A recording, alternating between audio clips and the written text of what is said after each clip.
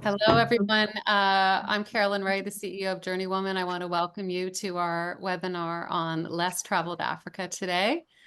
We're just letting in a few more people, and we'll get started in just a second and introduce you to all of our wonderful panelists that we have today to talk about Africa and answer all your questions. As per what's in the chat, if you could just mute yourselves if we're getting a bit of feedback, that would be great. And I just want to, hi.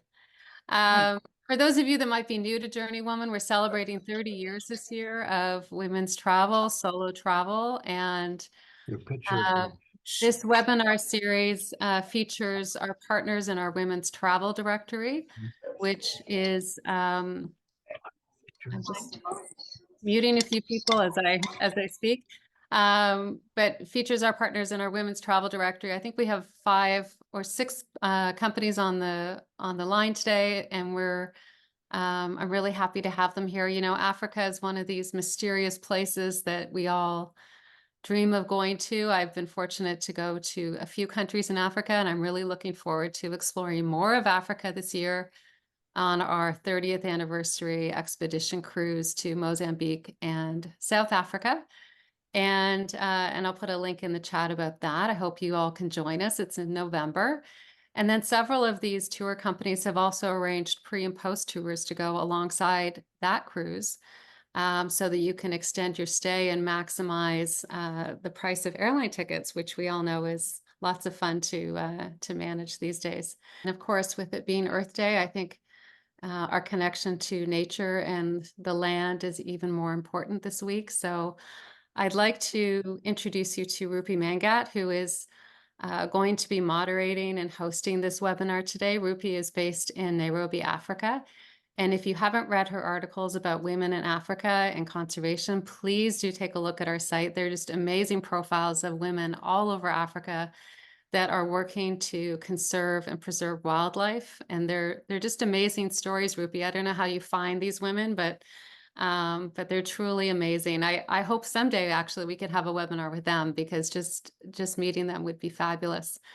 Absolutely. So I'd like to turn it over to you and get everyone to meet our panelists today. And thank you. Thank you all for being here and taking time out of your day.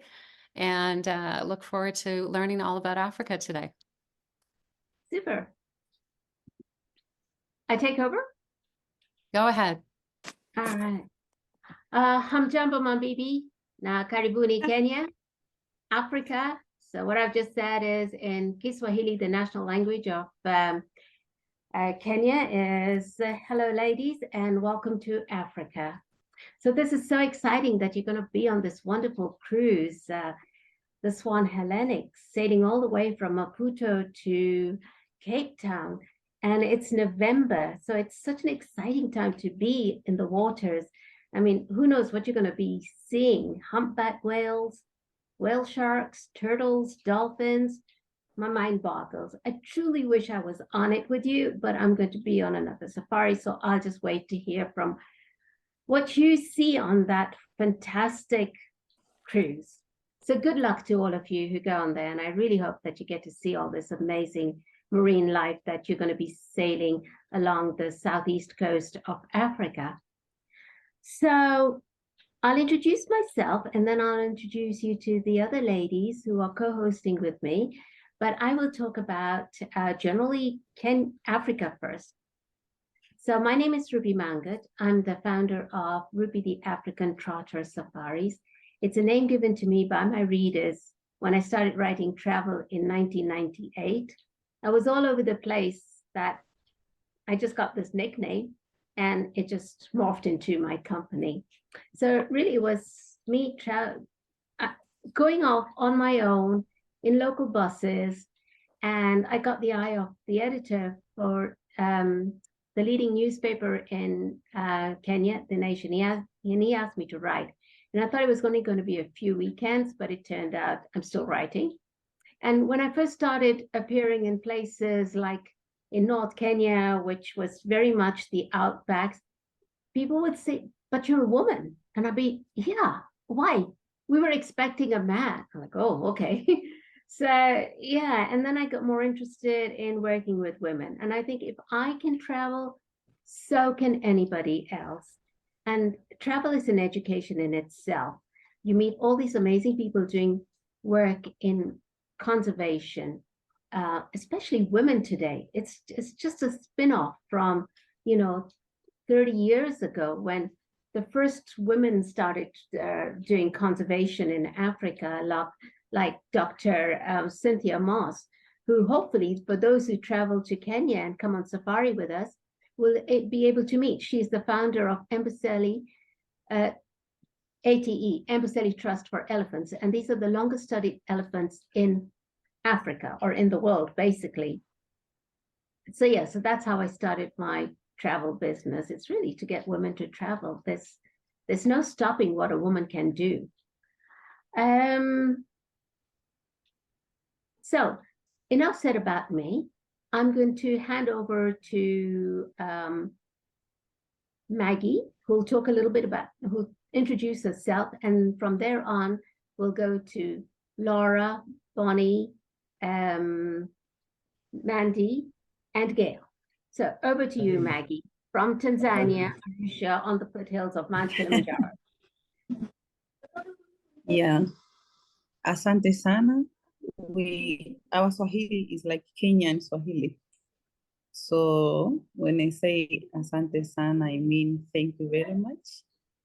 And I'm Jambo, or I can say Mambo, that means hello, all of you.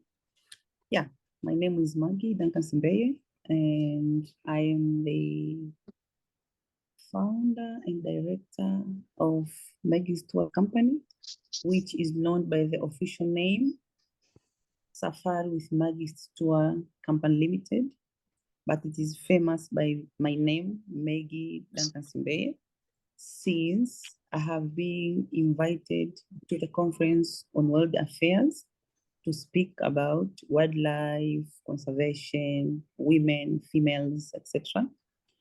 After my issues when I was growing up as a girl, when I had all these ups and downs, which if you have time, I will share more.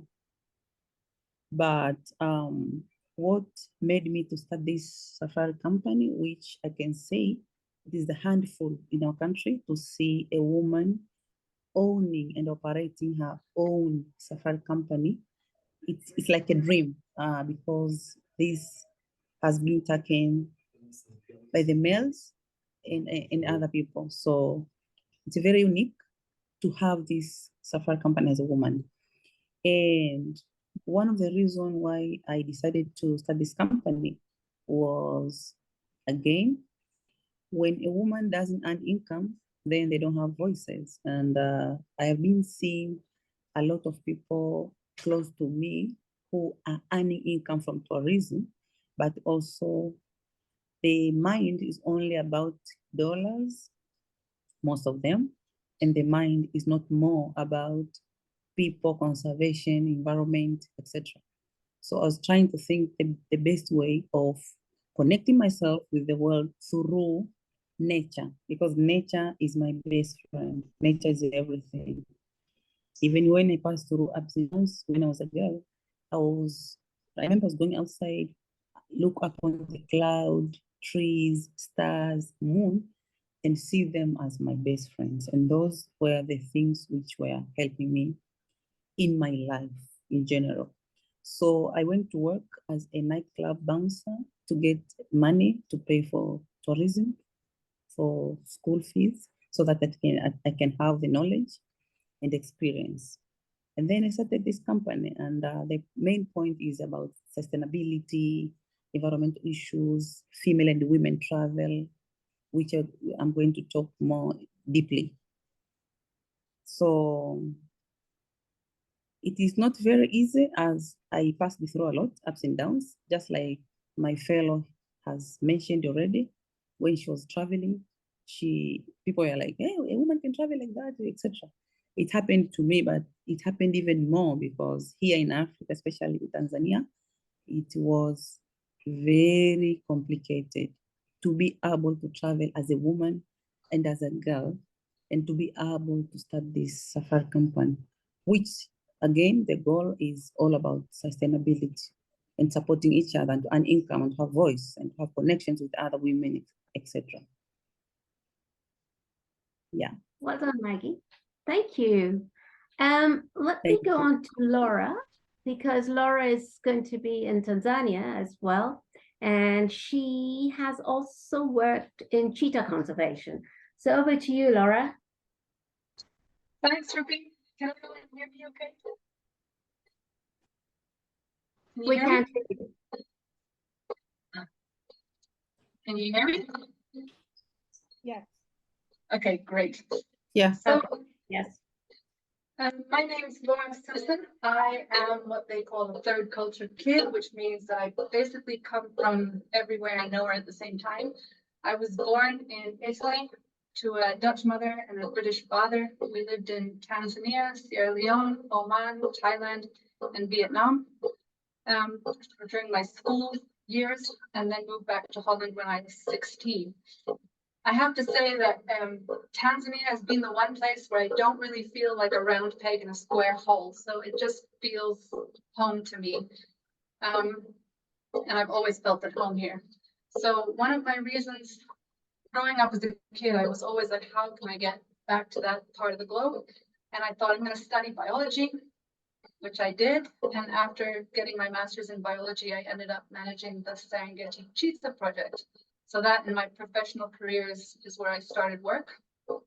The Cheetah Project for biologists is like a dream job. It's amazing. The Serengeti is your office. I can tell you a bit about the actual conservation work that I did during that time. Whilst I was on the Cheetah Project, I met my now husband. So Tanzania was really a place, where my heart was, where I wanted to live, where I wanted to work. And so from cheetah conservation, we managed a lodge together in the Serengeti. So we did that for a year before we set up our own company. And so basically we specialize in designing custom-made safaris. And the reason why we do that is because for us, there's no bigger pleasure in life than being out in the bush, than being on safari, having that connection with nature, with wildlife. So it's our favorite thing in the world, and we hope we can share that with others. So in a nutshell, that's pretty much me. Well, thank you, Laura. So we'll come back later to you and to Maggie and to tell us more about the safaris. But let me get on to Bonnie. And Bonnie's gorilla safari in Uganda. That's so exciting because just to let you know, a few days ago, Furaha, one of the mountain gorillas in Uganda, gave birth to a baby. So this is really exciting news. And I hope for those of you who get to Uganda, will be able to meet little Furaha's baby. So over to you, Gayle. Over to me, Rupi, Bonnie? Yeah, Gayle. okay. It's Bonnie actually, but Jumbo everyone, and thank you to Rupi and to JourneyWoman for inviting me to participate in this Africa presentation. You're right, Bonnie. I'm so sorry. That's okay. That's all right. I'm Bonnie Hinschberger, and I'm the co-founder of Broad Escapes Tours for Women. And I'm based in London, Ontario, Canada. So we really are, this is a global meeting here that we have. So I have been in the tourism industry for over 30 years and have been focusing on women's tours since 2010. It was then really that I realized that many women were very anxious to explore the world, but sometimes their husbands or friends were not so interested in the same destination. So our tour company, we offer meticulously designed tours for women, and it allows them to travel in a safe and fun and welcoming environment. Many of our tours or many of our travelers are solo women.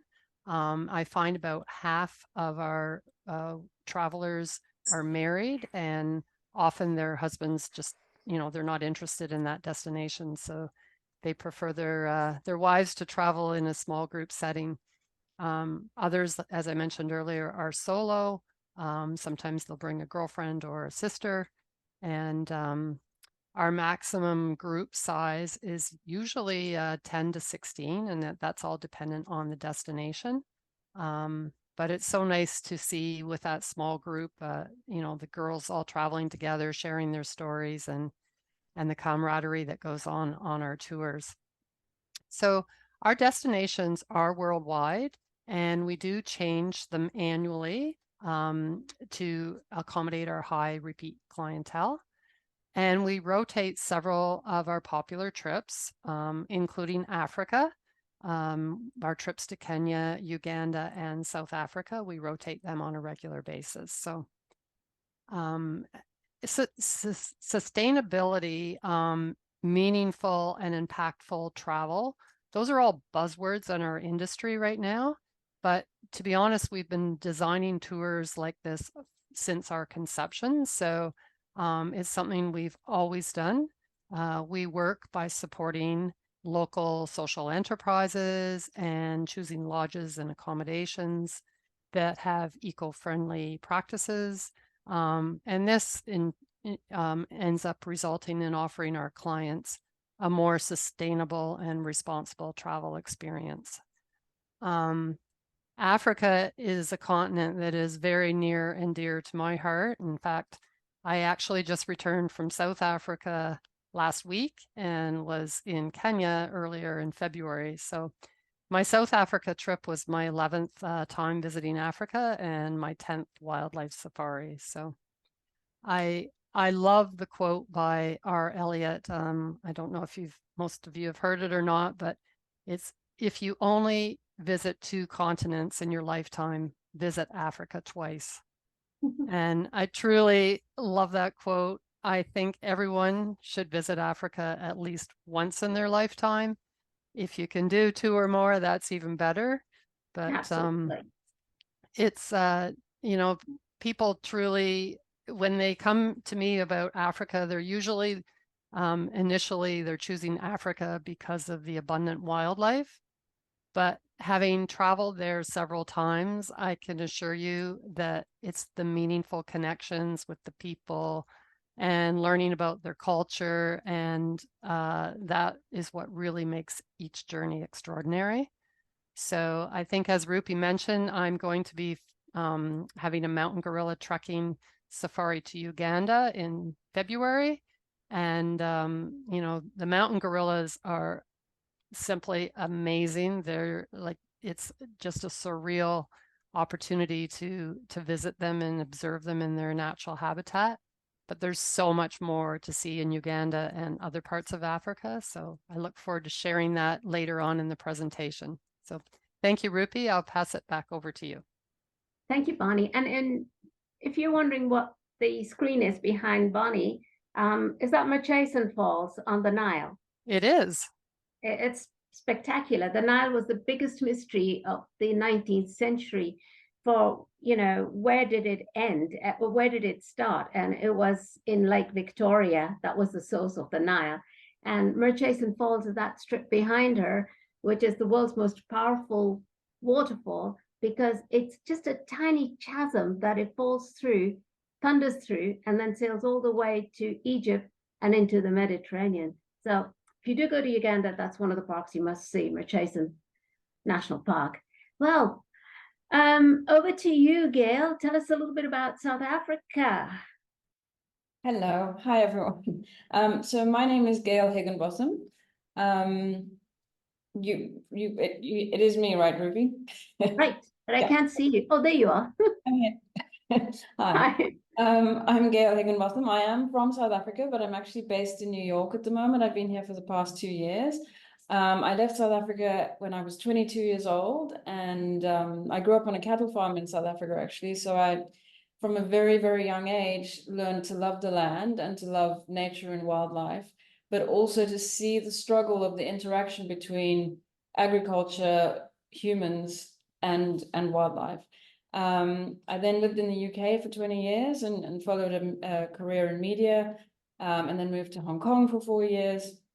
While pursuing that media career, all the while returning to Africa to travel across pretty much at least once a year back on safari, and it's my happy place, being back in the bush. And I would find myself on the back of a game vehicle going, how can I get back to this? And how can I support conservation? How, do I become a game ranger? Do my husband and I give up our lives in the UK and manage a lodge together? So that idea was in my head for the last 20 years. And then my husband was transferred from Hong Kong to New York 2 years ago, which gave me the opportunity to go, right, what do I really want to do?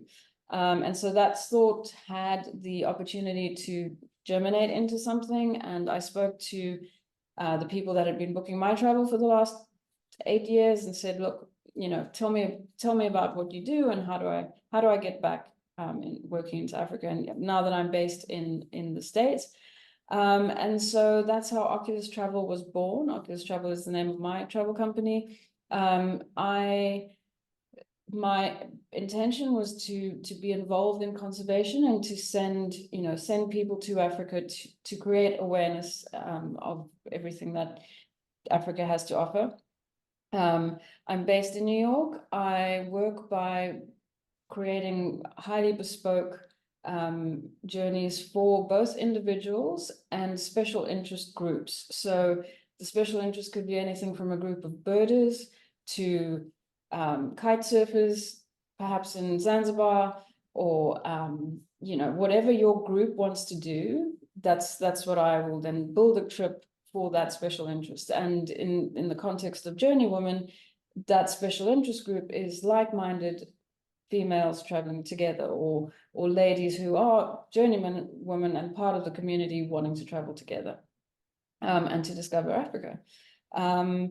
The name Oculus Travel reflects the fact that we experience the world through our mind, through our eyes. And when we say, I want to travel to Africa or want to travel somewhere, we have a vision in our mind's eye. And my job is to download that vision and to make it a reality. So that's why I named it Oculus Travel. I'm also located very close to the Oculus in New York. So it's a combination of those two things. Yeah, I think that covers it. I'm the trip that I've designed to be part of the JourneyWoman's 30th anniversary is designed to meet everyone off the Swan Atlantic cruise and then take you around Cape Town and up to Victoria Falls. So we'll talk more about that later.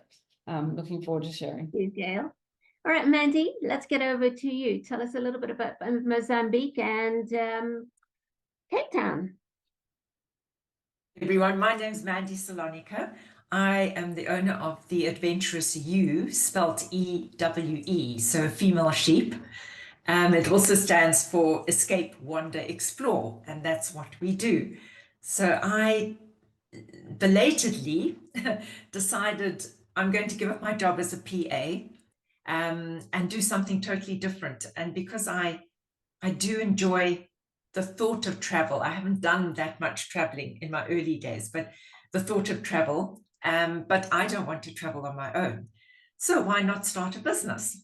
Let me take 6 to 10 of us, small groups of women, age 50 plus, because I'm in that age category.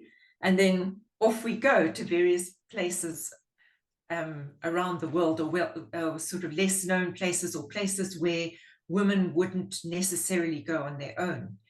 And of course, there's also Africa. So there's Morocco and there's Cape Town, which is where I'm based. And I always think it's the most beautiful city in the world. I'm very lucky to live here. And then we've got Victoria Falls. We've got obviously Kenya. We've got Botswana. We've got Namibia. South Africa is absolutely beautiful. You get from safaris to the winelands to obviously Cape Town, the cities, and then you get Mozambique, which is a lesser known travel destination. And that is, we will speak about later as well, that I sort of put together a pre-cruise tour just to whet your appetite. And that's a beach and safari combination. I think that's me. Thanks, Mandy.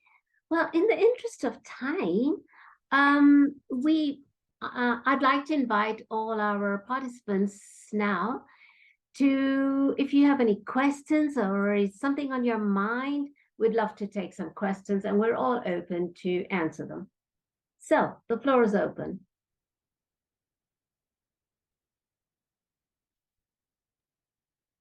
Hi, my name's Kim, and I am heading to Africa actually this September. I am going on a 11-day 3-camp fly-in Kenya. And that's already arranged with 6 other women, but I want to head off on my own after that because it's such a distance to go. But I was thinking about doing maybe Tanzania, but I'm not sure. I kind of like to do like Zanzibar, a combo, maybe like Zanzibar, maybe the Ngoro Valley. Ngoro Crater? Crater, yeah. And I'm just wondering what groups I can look into for that, or what travel group, or that can arrange either a solo, or I don't know if there's another tour that's running at the same time. I don't know. It'd probably be a solo venture. Maggie, I saw you put up your hand. Do you want to answer that?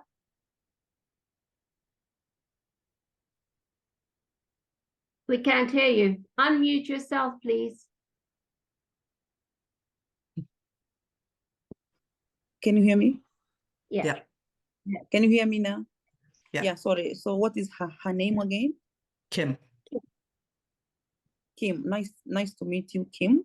Right. Again, my name is Maggie Duncan, and I'm living here in Tanzania. And most welcome you to this amazing and unique country. Ngorongoro crater is not called Ngorongoro crater. It is called Ngorongoro caldera. It was a crater, and then later on, the wall collapsed and it became a caldera. So my colleagues here, and even myself, some of my colleagues, including myself, we organize those kind of safaris, and we organize from solo safari to the groups. My safari company can accommodate up to 21 people. And how I go about it, I normally organize with my clients through emails, through WhatsApp.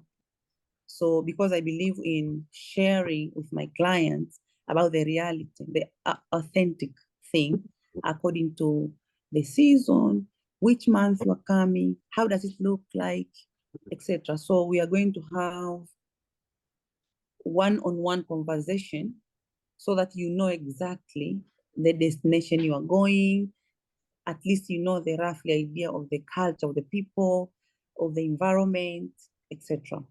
So if you'll be interested to choose me or any of us, we will organize for you and you will enjoy it. And we have very reasonable prices, but also we have reasonable reasons, sustainable and very responsible tourism from each and every safari company you can see today.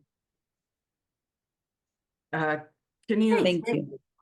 Just one further. Can you arrange like part, like a beach safari, like going to Yes, Zanzibar? normally we do.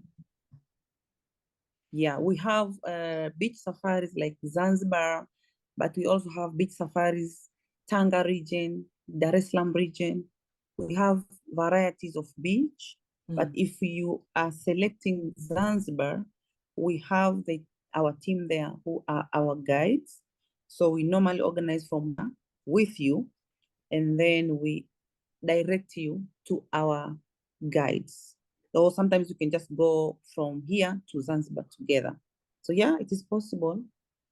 Okay, thank you. Yeah, welcome. Carolyn, I need help on this. So we do have quite a number of questions on the chat. Shall I just read them out? And if anybody from the panel would like to answer them? How do you normally do this, Callan? Okay. So here's one from Jean. How widely does the weather vary from north to south? If you mean, I mean, I can take that easily. If you mean from North Africa to South Africa, a lot. Is that what you meant, Jean? Sorry. Yes, it is. Okay. So North Africa is basically desert. It's hot. It's totally different from tropical sub-Saharan Africa, where the weather is milder. I mean, it's raining right now outside. These are a long rain months. And then you've got, you know, South Africa, which can get very cold at certain times of the year. So if you are traveling to Africa, it's best to come with layers of clothes that you can easily, you know, put on or take off, because it can get very from hot to cold, even in just one area. So, for example, if you're on a morning game drive in Kenya or anywhere in East Africa, it's very chilly and you're best, you know, wearing something warm. But then in the middle of the day, it's warm, and then in the evenings, it gets cooler as well. If you're in North Africa, you basically do not need to bring anything heavy. It's really hot out there. In South Africa, I think it's the same. You do need layers of clothes. Okay, thank you. And the next one from Kathy, what is the best month to go on safari, and which particular month? You know, that's a really interesting question, because Africa safari, you can do it anytime, any month. Every month has a particular thing going on. You know, something might be migrating from here to there. The most famous is the wildebeest migration, which Laura can tell you more about, in Tanzania, you know, from the Serengeti into the Masai Mara and back again, 1 million plus wildebeest coming in with the rest of the gang. It's a spectacular time, but so is any other month. So it really, it's all year round. Yes. Yeah, Laura.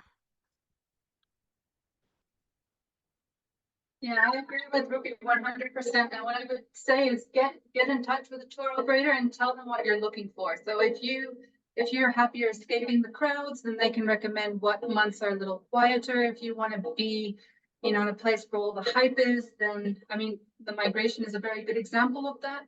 So in Tanzania, we've got two parts of the migration. You have what is known as the calving, which is where the wildebeest drop their babies.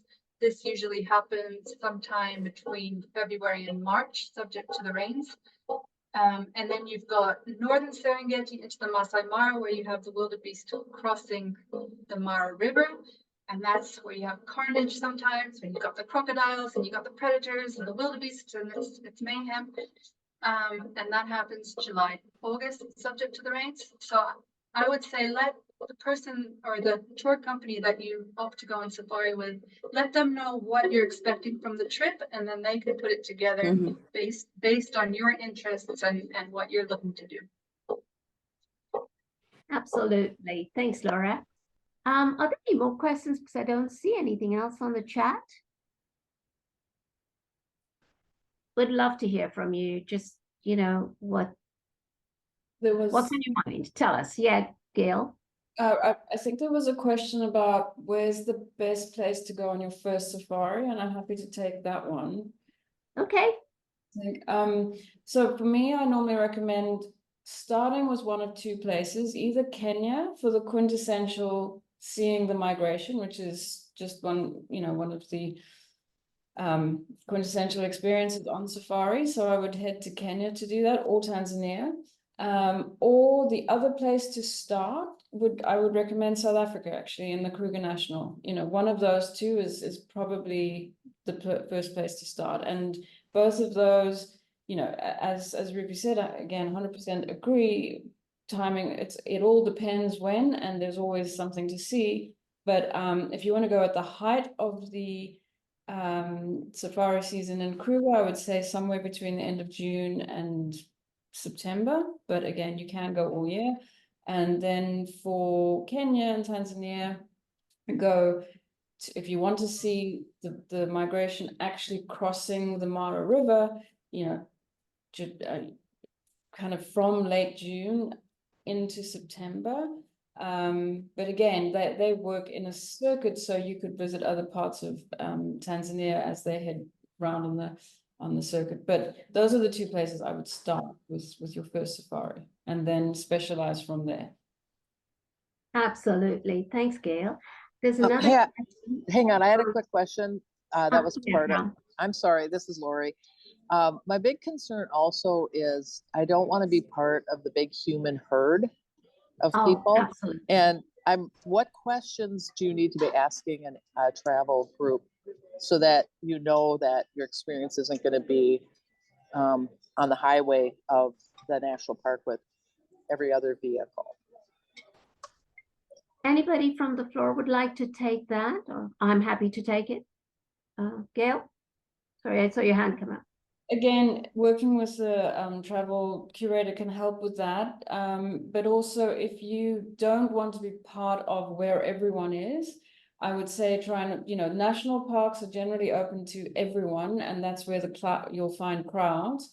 But private concessions generally have only the properties that manage those private concessions have access to them. So that gives you a far more exclusive experience, and you won't be part of the crowds. They're also tend to be run by companies that really do have conservation and stewardship of the land at heart. So, they generally have conservation organizations that they work hand in hand with to take care of the animals and so on, and the communities actually. So, you'll have an opportunity to see their various initiatives.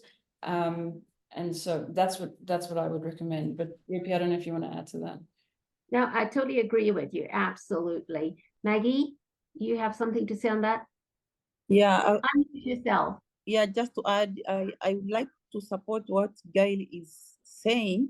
We are a very good example, as we are the one who are driving the clients. Not only we are tour operators, but we also go on safari.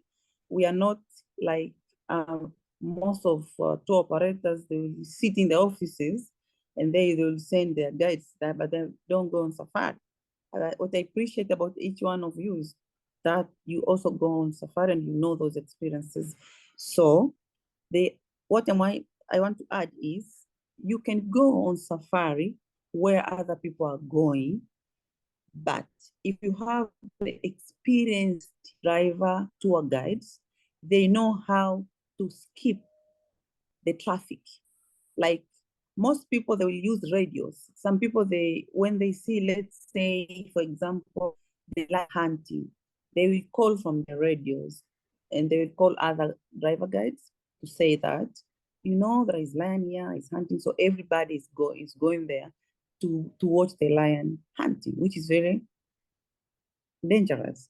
Maybe there is a good thing about it, I don't know, but I can see the negative impact about it from the lion, from the environment, even from people.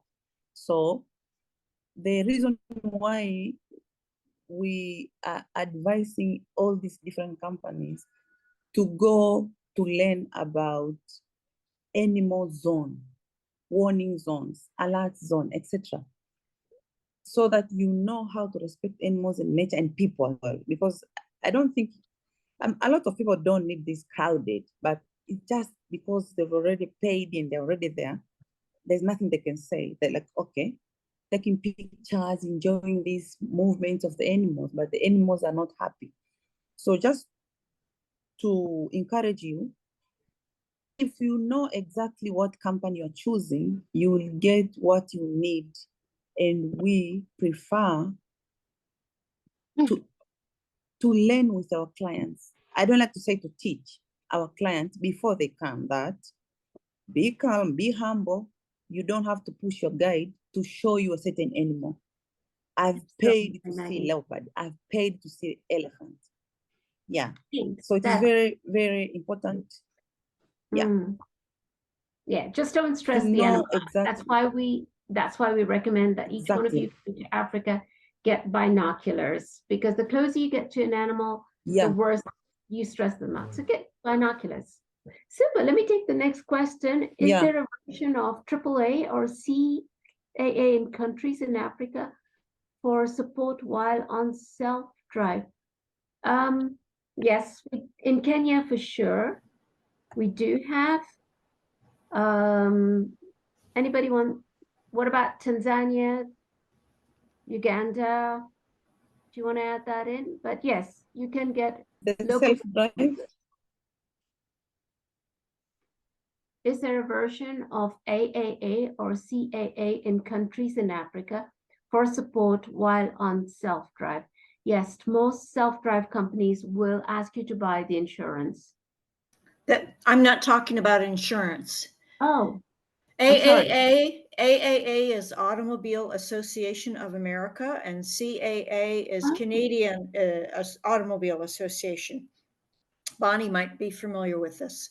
And on a self-drive, obviously the travel guide would give you some information, but Yes, in America, we have things like trip tickets and guidebooks and things like that. But I'm thinking of more direct support if there is an issue.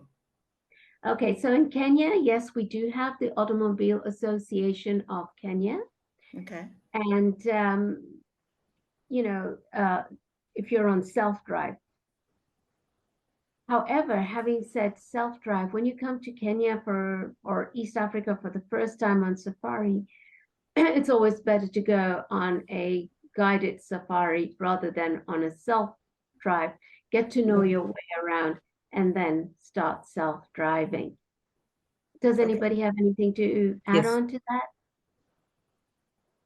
Tanzania, the same. Laura? Yep. Thanks, Maggie. I think in Tanzania, there are a handful of self-drive companies, and they would be the ones to give you the backup that you need. They're pretty much on call 24/7 when you are out and about if you're with a good company. So yeah, check with the company that you're renting the car from that they have a support system in place.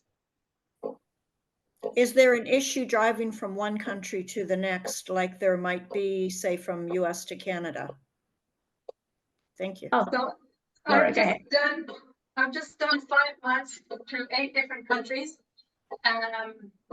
There is no issue in theory, but sometimes you do need a healthy dose of patience. You got to make sure you have all your paperwork in order. So research beforehand what you need.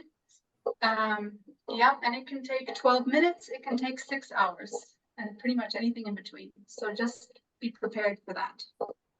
Yeah, it's very different driving. It's very different driving in Africa to what it is in America or in Europe. Our roads are really not the same. If you're thinking of driving 100 kilometers from A to B, it'll easily take you from anywhere between 2 to 3 hours, depending on the situation of the road. So in Africa, we don't ask how far a destination is. We ask how long will it take to get there. And don't trust Google Maps.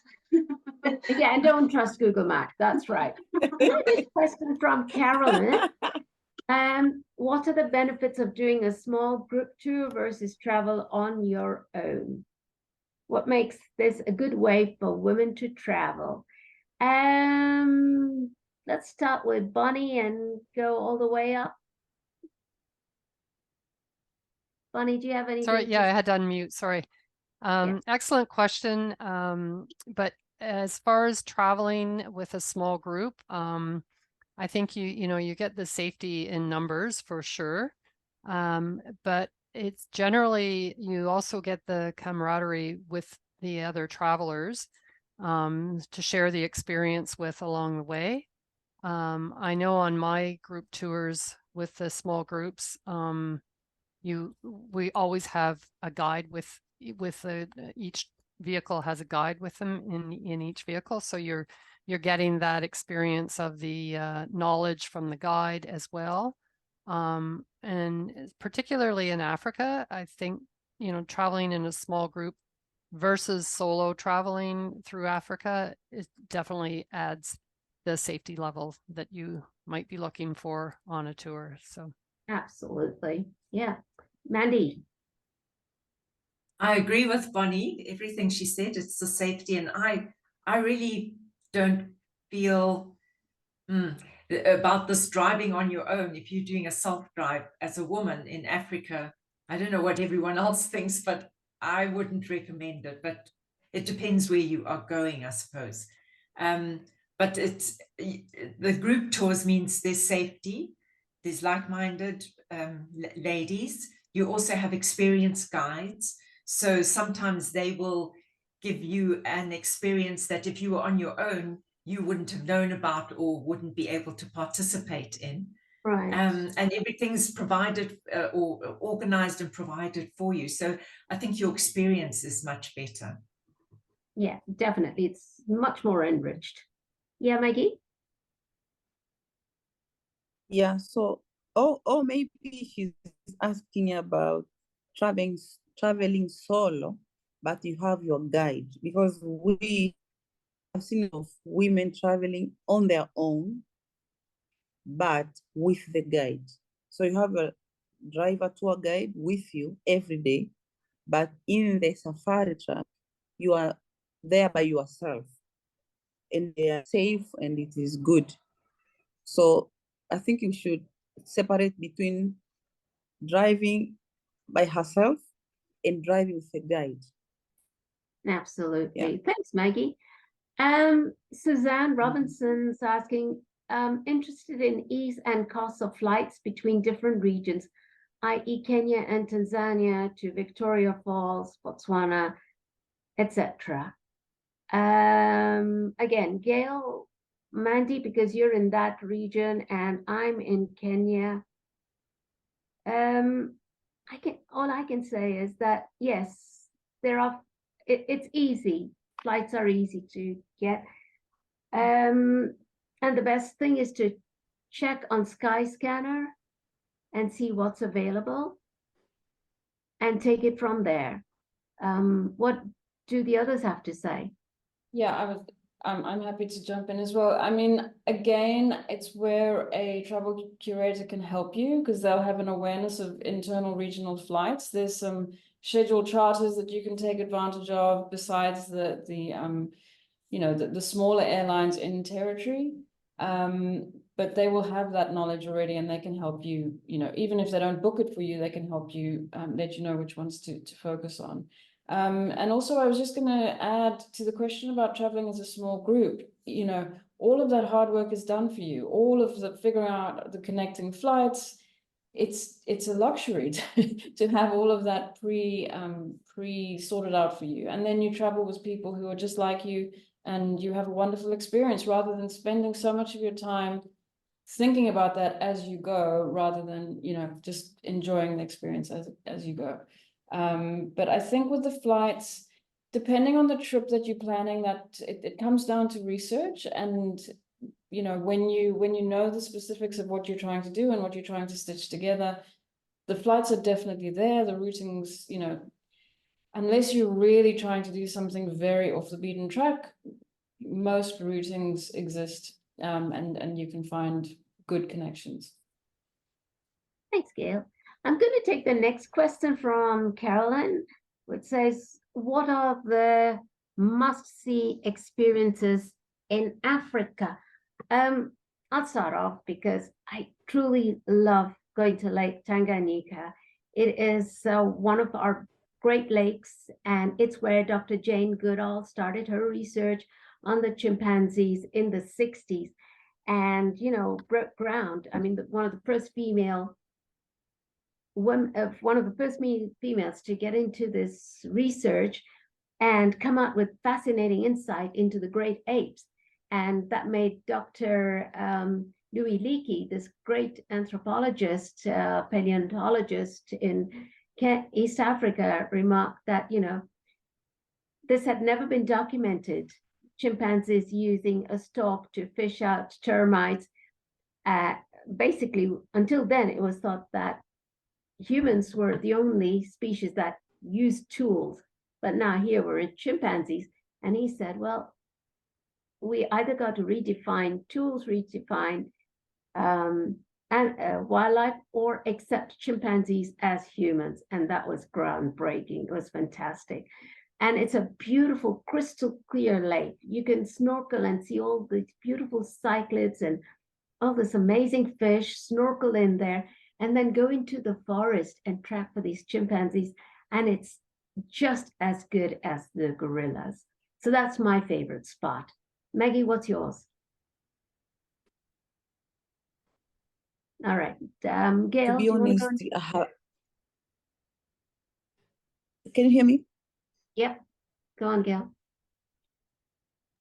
Yeah, so my hope is Uganda.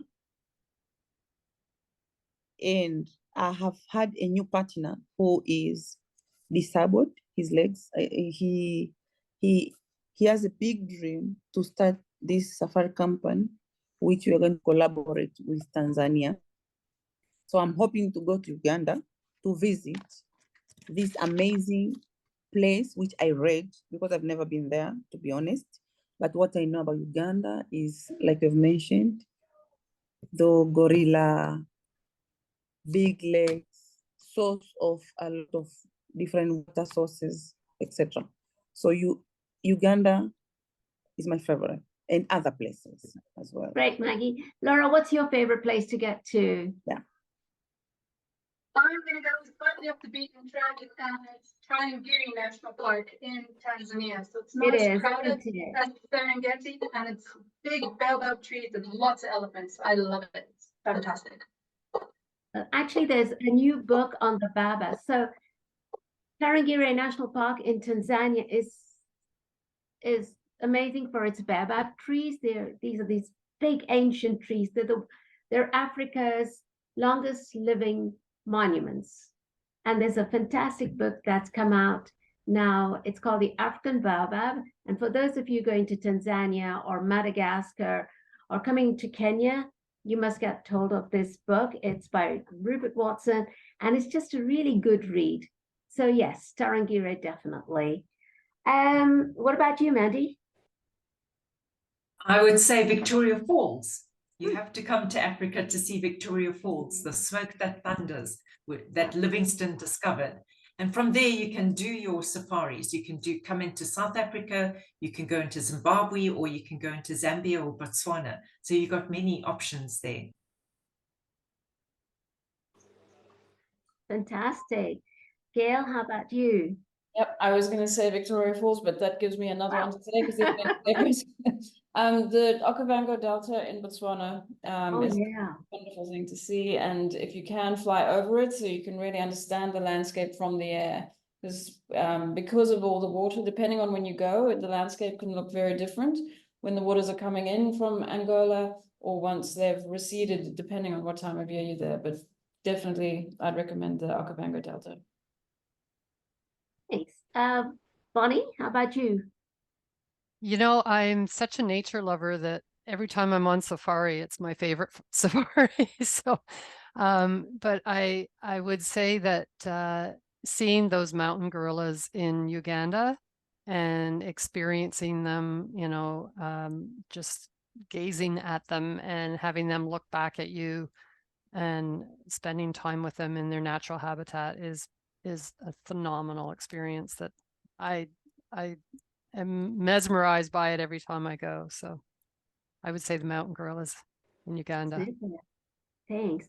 There's one question from Kathy. What are the months, the dry seasons, where you'll see more wildlife because of the shortage of water? You know, that's another interesting question.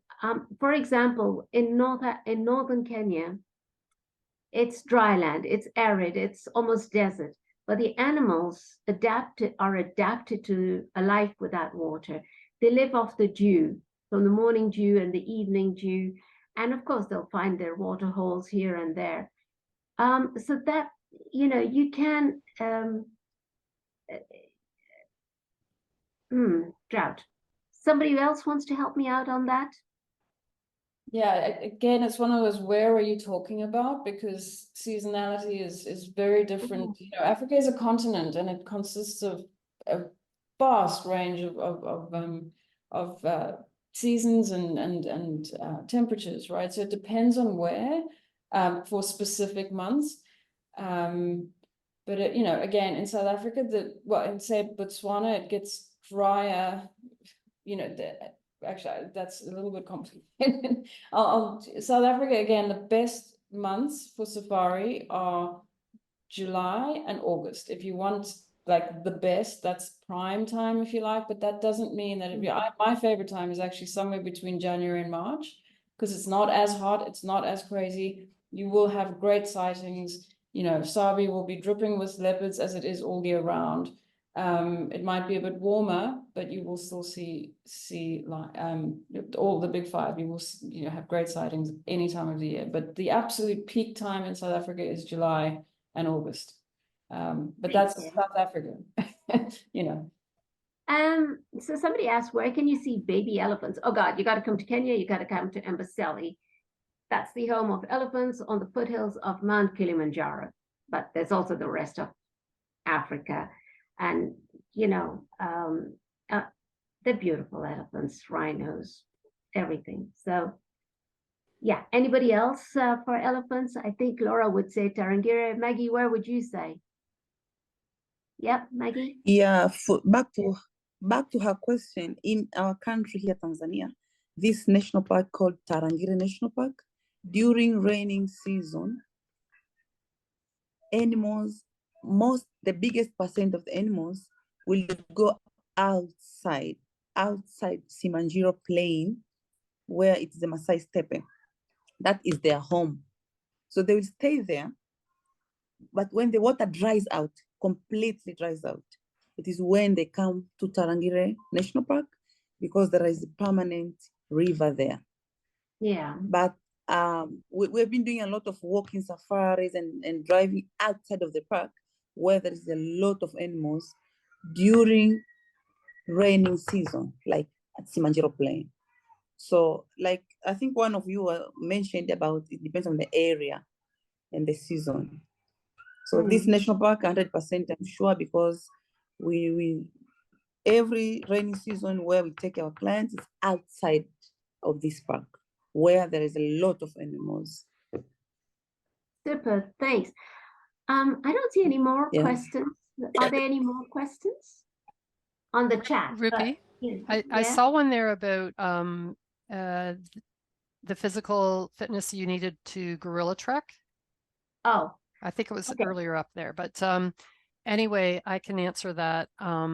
So with the gorilla trekking, you have a meeting in the morning with the conservation team, and they separate you into groups of 8.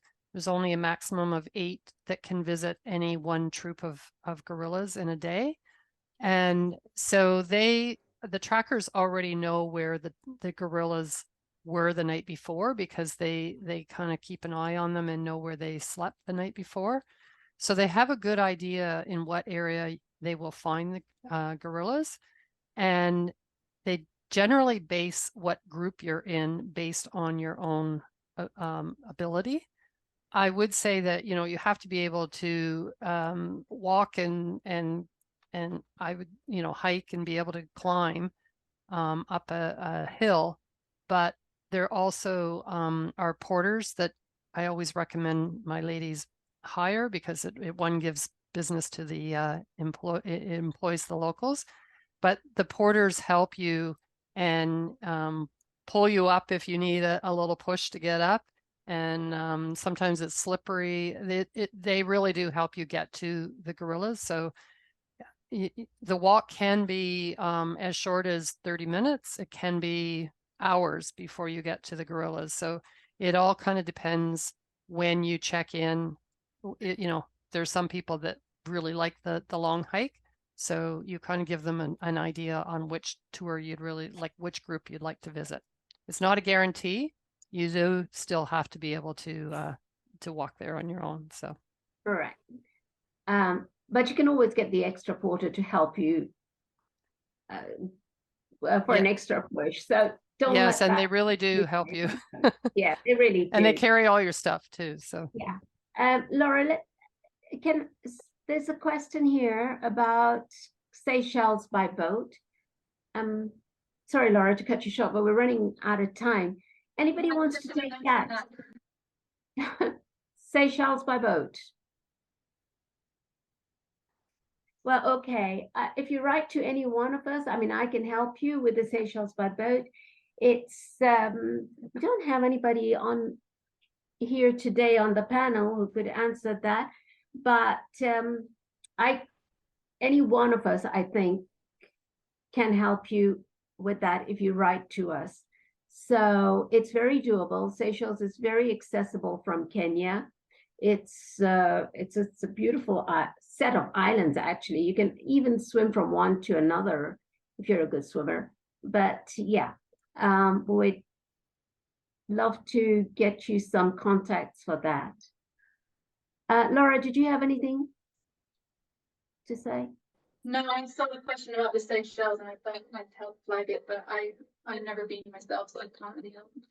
Yeah, I've been there and it's very doable from Kenya. Carolyn, I don't know how we're doing for time, but I think we're kind of at the hour. So I really think these were some amazing questions. And of course, we could probably keep going, but I also want to be respectful of time. All of you that are on this webinar will get an email with everyone's contact information so that you can reach out with any questions. And if you have other questions that weren't answered, please do let me know and I'll be happy to get those answers for you. I just want to say how amazing it is to listen to all of these women, and Maggie, you in particular, talk about why it is so important to support women-owned businesses when we travel, because really we are lifting other women up. And this is why we have our women's travel directory. This is why JourneyWoman exists. And I'm so touched by the story that you told. And I think it's important for us all as women to remember this when we travel. The more we are supporting women when we travel, we are supporting communities, we are supporting countries. It is not just, like it's so important to me that we all think about this when we travel and when we make our travel decisions. I also want to mention we have another webinar coming up next week on women's expeditions, so more adventure travel type things with Intrepid. And I'm in the early stages of planning a webinar on decluttering, which is one of my favorite topics, downsizing for travel. So that's going to be on May 7th. And lastly, I just want to invite you all to participate in our book. We are doing a book this year for our 30th anniversary. I will see if I can pop the link in quickly, but it's right on our website. We want you to share your wisdom. We want you to be in our book. And we've had several hundred women respond already to the little survey that we sent out. And again, this is another effort by JourneyWoman and by my book writing partner, who you'll hear about soon, to get women over 50 out and traveling and profile diverse and inclusive travel experiences. So I encourage you all to participate, and thank you all for being here today. Thank you to our panel for the amazing discussion that we had, and to Rupi for being the moderator and giving me a chance to listen, because I really enjoyed it. So thank you, everyone. All right. Thank you. I see two things here for Thank you, Carolyn. Bye all. Have a Bye. good afternoon or evening. Okay, well, thank you, everybody. It was a real pleasure hosting you. And Carolyn will give you our contact so you can write to us regarding which country. I see a question here for Tanzania, South Africa, Kenya. So Carolyn, I'll leave that to you. We'll send everything out. Yep, for sure. And thank you for a great Thank you for day. organizing all this. So, Karibuni Africa, Mambibi, na asante sana. Thank you. Thanks. Asante.